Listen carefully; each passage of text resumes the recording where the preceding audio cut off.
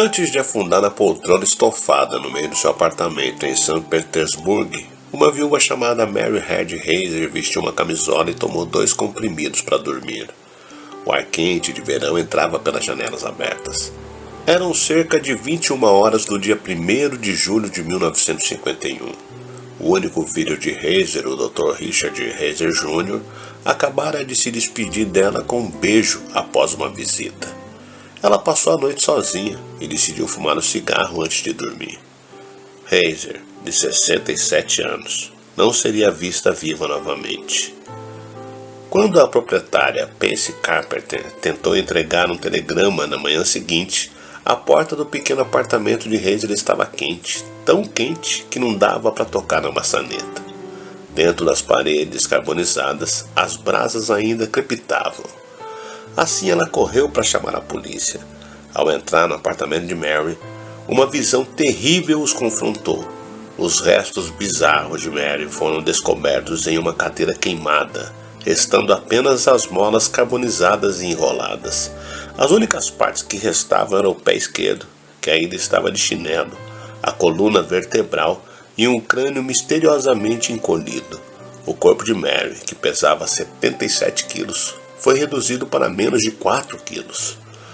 Os detetives não entendiam como apenas a mulher e a poltrona haviam sido destruídos nas chamas, mesmo com diversos produtos inflamáveis por perto, como papéis e plásticos, os quais sofreram apenas mínimas queimaduras.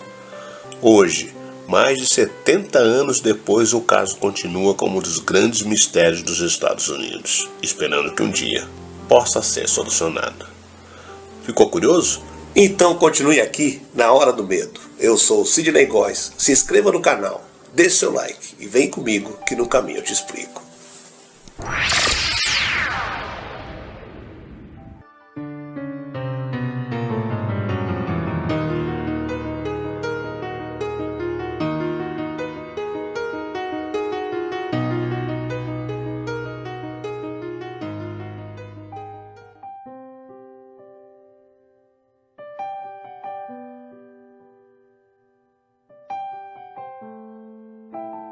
Na manhã de 2 de julho de 1951, a polícia recebeu um chamado de emergência e se direcionou para um apartamento localizado na rua Cherry, em São Petersburgo, na Flórida, Estados Unidos.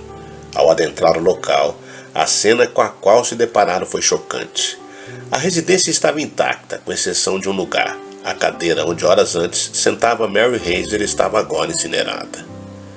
Os detetives não entendiam como apenas a mulher e a poltrona haviam sido destruídas nas chamas, mesmo com diversos produtos infláveis por perto, como papéis e plásticos, os quais sofreram apenas mínimas queimaduras. Dadas as estranhas circunstâncias, uma ampla investigação foi iniciada. Os restos mortais de Mary foram enviados para a autópsia, que concluiu que seu corpo se desintegrou em uma única chama. Ela queimou por cerca de 4 horas, em uma temperatura que possivelmente chegou a 1000 graus centígrados. O relatório final da polícia americana afirmou que o incêndio teve uma causa desconhecida.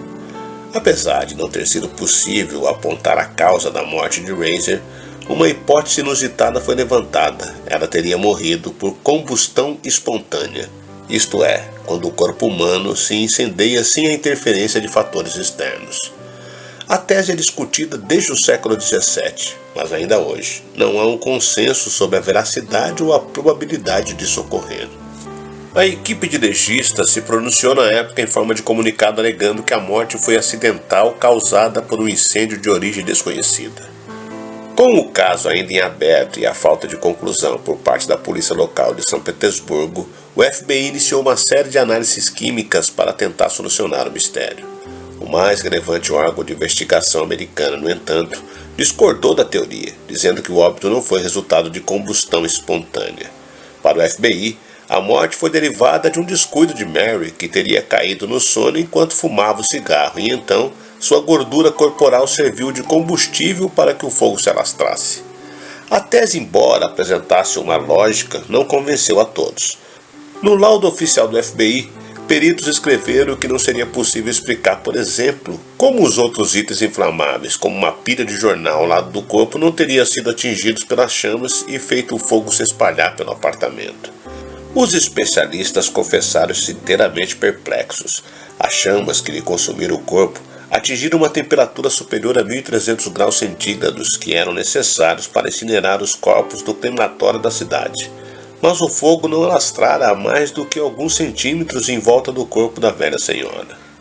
Não foi encontrada qualquer causa para o incêndio, e a sugestão da polícia de que a senhora Heiser adormecera enquanto fumava e pegara fogo às suas roupas foi ridicularizada no tribunal pelo patologista. A combustão humana espontânea descreve supostos casos de queima de um corpo humano vivo sem uma fonte externa aparente de ignição. Embora tenha havido cerca de 200 casos citados em todo o mundo durante um período de 300 anos, a maioria dos casos alegados é caracterizada pela falta de uma investigação completa ou depende fortemente de boatos e testemunhas orais. Em muitos dos casos mais recentes, onde evidências fotográficas estão disponíveis, alega-se que havia uma fonte externa de calor presente, geralmente cigarros, e nada ocorreu espontaneamente. Muitas hipóteses tentam explicações para os vários casos de combustão espontânea humana.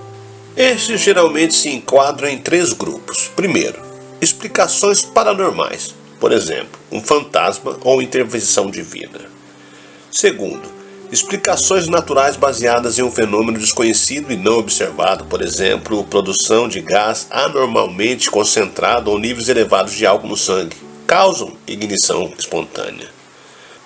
E terceiro, explicações naturais, que envolvem uma fonte externa de ignição. Por exemplo, a vítima deixou cair no cigarro. Mas a verdade é que até hoje esse caso não foi cientificamente explicado e talvez nunca venha a ser. Mas e você? O que acha? Já se passaram mais de 70 anos desde que Mary Heiser morreu e o caso continua como um dos grandes mistérios dos Estados Unidos, esperando que um dia possa ser solucionado. Teria sido realmente um caso de combustão humana espontânea?